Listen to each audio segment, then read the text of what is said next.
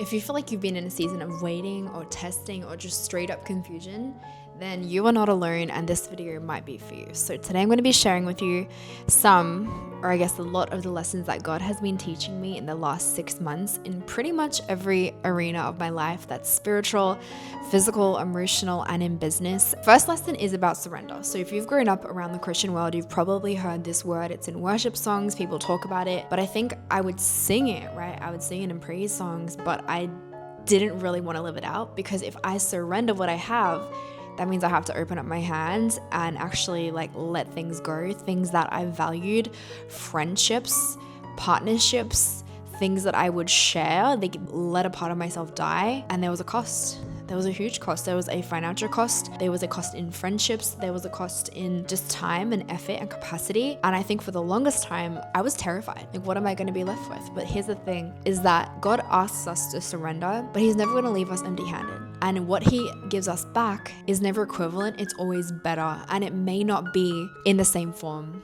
right? It may not be in the same form, but it's going to be in the form of something greater. And I've seen that again and again in my life, but it doesn't mean that it's been any easier. I've still had to be all right, God, this is really hard. You really want me to lay this down? Sure, we worked so hard for this, but here's the thing. The things that he values aren't the things we value, right? So for him, it's he created the earth and everything in it. So for him, it's Robbi, why are you worried about that? I created you. I care so much about you. If I care so much about growing the grass and the flowers, how much more do I care about you? And I know I've kind of grown up hearing this, but actually putting it into practice is really hard, because we almost mourn these parts of ourselves that we have to actually surrender. I don't think I've ever talked about this on my YouTube before, but the hardest decision that I ever had to make in my life, I remember I was sitting on the floor of the shower and I was crying, and I knew what I had to do and I didn't want to do it because it was going to shatter my heart into a million pieces and it didn't make sense. And I just remember I was weeping so hard, and I just had this, it was a thought, it just came to my head, and it was why are you crying? And my response was,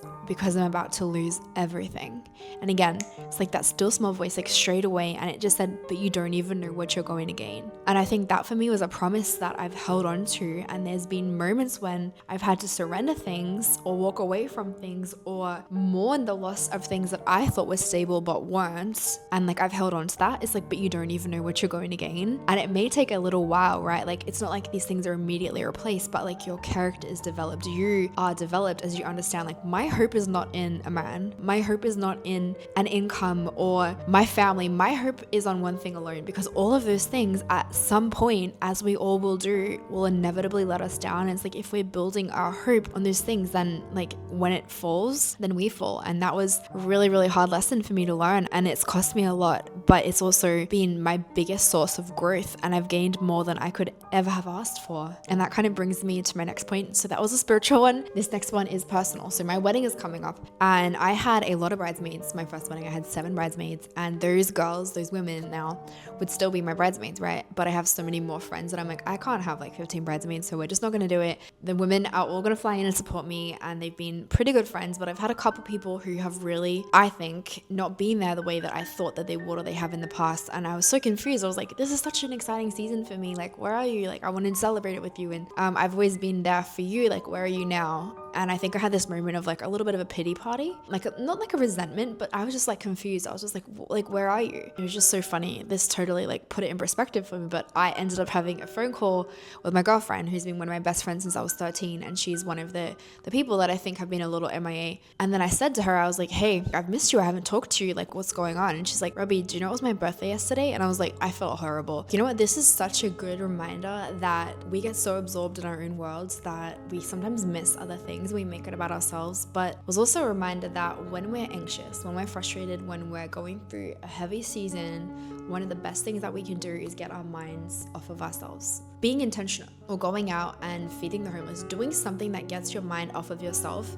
and often that will put it back in perspective. And this is definitely what had happened for me.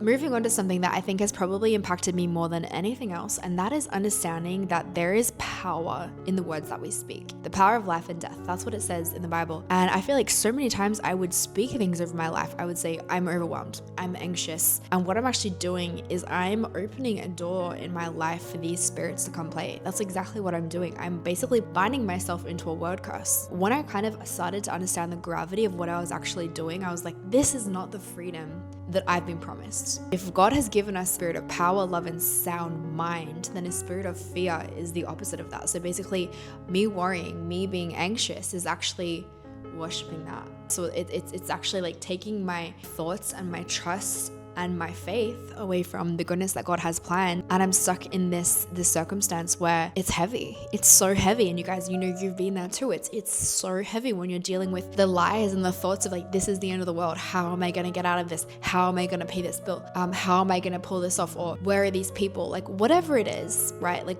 we set up camp and we live there because we put ourselves into these word curses by the words that we're speaking, the words that we're singing in the music that we're listening to. So if it talks in the Bible about eye gates and ear gates, don't you think then we should be a little bit more intentional about what it is that we actually listen to? Have you heard that song? It's like, somebody's watching me, it's my anxiety. I'm like, yeah, like you're singing that out, you're declaring that, and you're actually giving space now for someone to be watching you. It is that deep, and it sounds crazy. And I think if you had told me this a year ago, I'd be like, that's whack, like be quiet.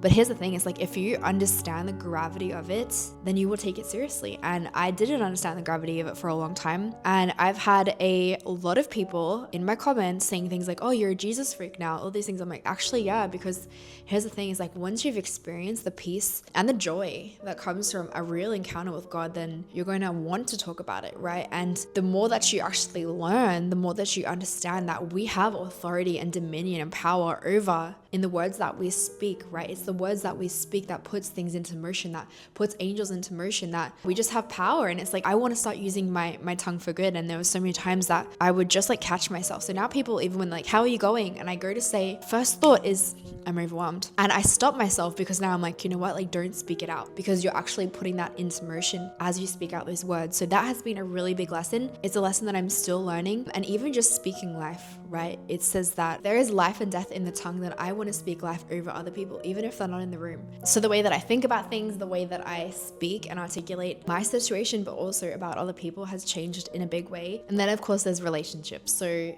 going into a new season sometimes means that you cannot take the things that you had before. And sometimes that's going to mean people. And that to me has been one of the hardest things to deal with and navigate, because I feel like I was losing friendships. But at the same degree, like I said earlier, it's like when you surrender something, it's like it's going to be replaced to a greater capacity. And it's again reiterated to me, it is not a quantity of friendships, it is about a quality. And if a friend is meant to edify and to sharpen us, is it not better than to have brothers who will stick beside you? When I say brothers, I mean sisters, but you know exactly what I'm saying. It's a friend who will love at all times, not just when you're popping on social media, not just when it's convenient, but at all times and in all capacities, in all forms, and actually want to run with you and edify you, and you do the same, right? And I think for me, it's like I finally like understood that, and it's definitely been a hard one for sure. It's been a learning season, and even sharing all of this is obviously vulnerable, but that's what this is about. Everyone is just figuring it out. There are so many internet gurus and experts and all the things, but at the end of the day, every single person on this planet is just figuring it out. And what I've realized is this: I don't want to figure it out without Jesus in the picture anymore. I tried it my way and I fell to the ground, and I had all the things on paper, right? All of the money, the status, all of these things, but I was so anxious, and I was never fully peaceful, and never fully joyful, never fully present. I think that's what I've been given. I've had now, and just the doors that have opened that have only been God. Like there is no way it was anything other than his protection and his mercy. Honestly, I'm just here sharing this because it has changed my life in such a major way. But what I would say is this: if you're like, what is this girl on about? Is she crazy? All I would say is have a humble heart, which means like actually be open to it and just pray a humble prayer and just say, God, if you're real, like reveal yourself to me. And all I know is this, is that the God of the universe who created us has a perfect plan for your life, and it's better than the one you could have imagined.